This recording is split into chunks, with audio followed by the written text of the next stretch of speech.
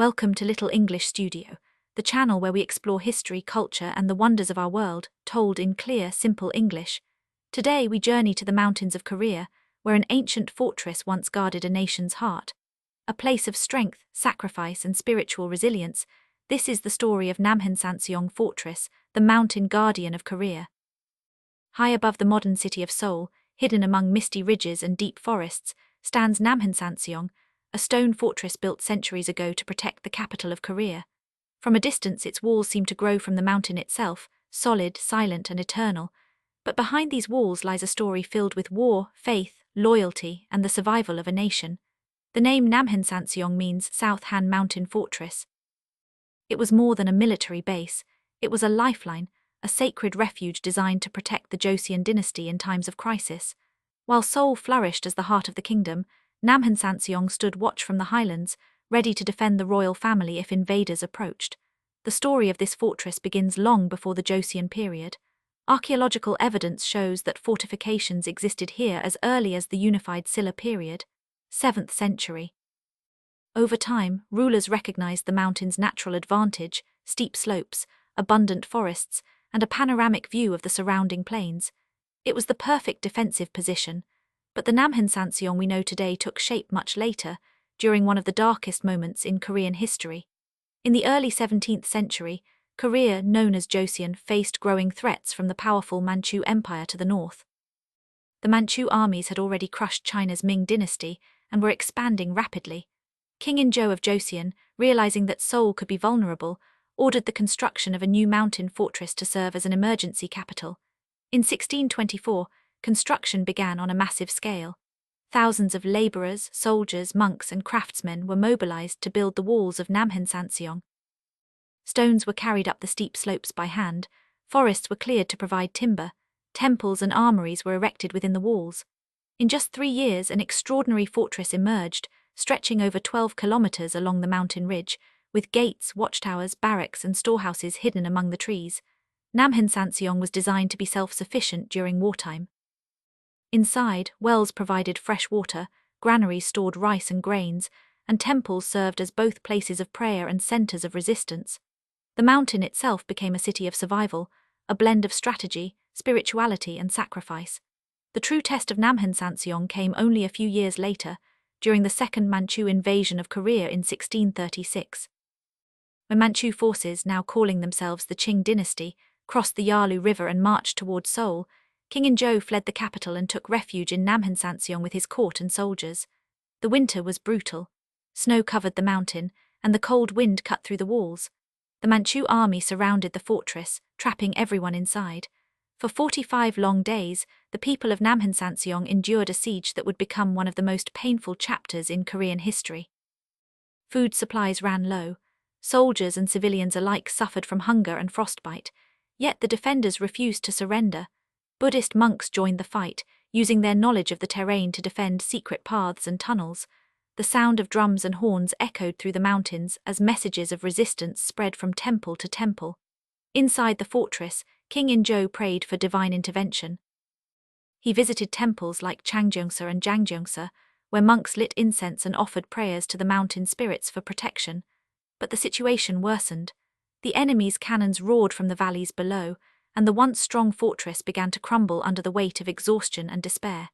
In the end, realizing that continued resistance would lead to the death of all within, King In-jo made a heartbreaking decision. On January 30, 1637, he left the safety of the fortress and surrendered to the Qing Emperor's envoys at Samgyeondo, kneeling in the snow in a gesture that still haunts Korean memory. Namhansanseong, though strong, could not withstand the tides of history. Despite the tragedy, Namhansanseong was never just a fortress of defeat. It was also a place of faith and spiritual endurance. Within its walls stood more than 40 Buddhist temples and shrines. Many of these temples, such as Janggyeongsa, Cheonggyeongsa, and Seongdeoksa, were founded by monk soldiers who fought to defend their homeland. These temples served both spiritual and strategic roles, offering refuge, healing, and morale during war. The monks' devotion inspired soldiers to keep fighting even when hope seemed lost. Over time, Namhansanseong became a symbol not only of defense, but also of devotion, a sacred space where religion and patriotism intertwined.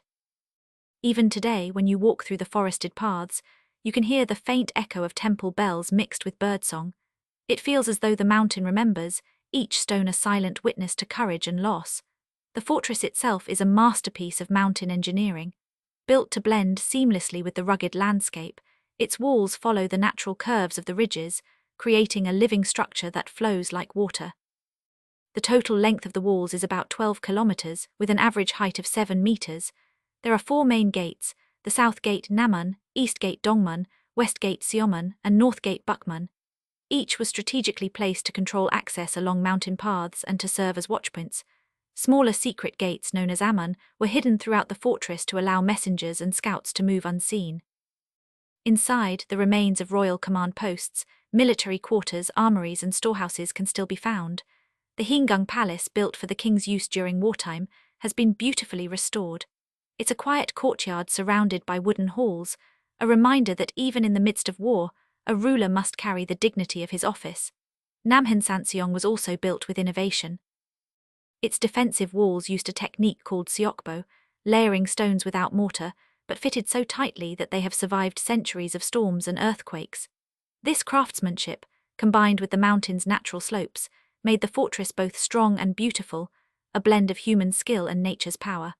After the Manchu invasion, Namhansanseong continued to serve as a military stronghold for more than 200 years. It was repaired and expanded multiple times, especially during the 18th century under King Sukjong and King Yeongjo, to prepare for future invasions.